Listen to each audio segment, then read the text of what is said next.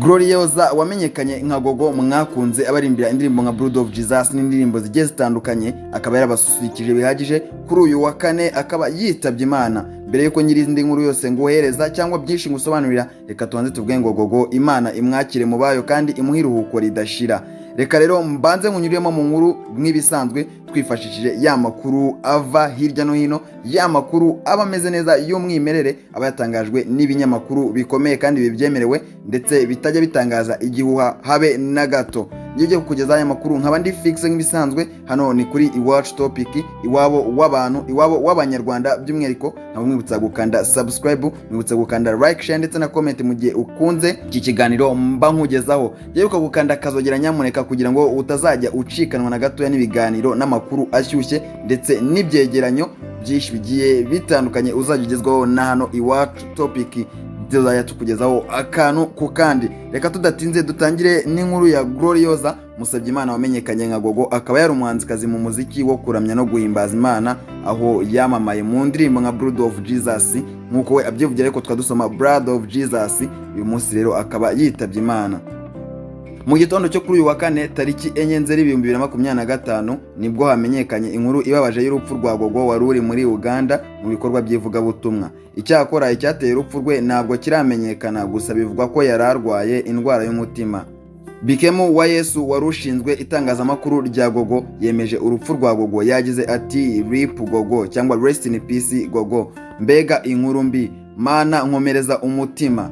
Bikemu ni nawe wari waherekeje Gogo muri Uganda mu bitaramo bitandukanye yari yatumiwemo, birimo n'icyabereye mu rusengero rwa Pastor Wilson Bugembe.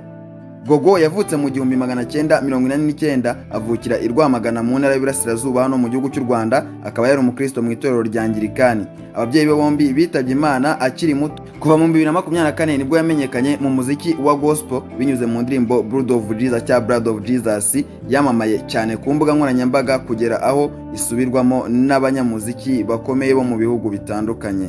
Nta kindi twavuga, nta bindi twarenza kuri iyi nkuru ya Gloria ya Gogo ya Musabyimana Gloriosa cyangwa Gogo. Nta bintu byinshi twavuga, cyane cyane yuko iyi ni inkuru ishengura imitima ya benshi. Iyi ni inkuru ibabaza abantu bagiye batandukanye. Kubura uwo ukunda, kubura umuntu wawe ni ibintu biba bigoye.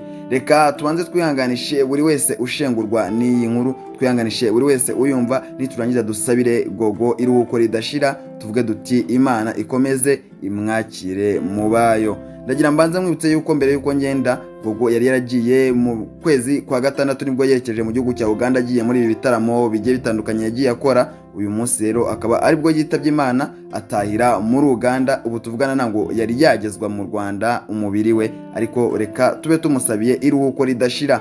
Ndagushimiye weho ukurikiye aya makuru mato gusa mabi y'igitaraganya mbanje kukugezaho. Reka nizere ko dukomeza kubana akantu ku kandi, uko amakuru agenda ajyanze ibintu bijyaho umucyo, nanjye nzajya nkumenyesha.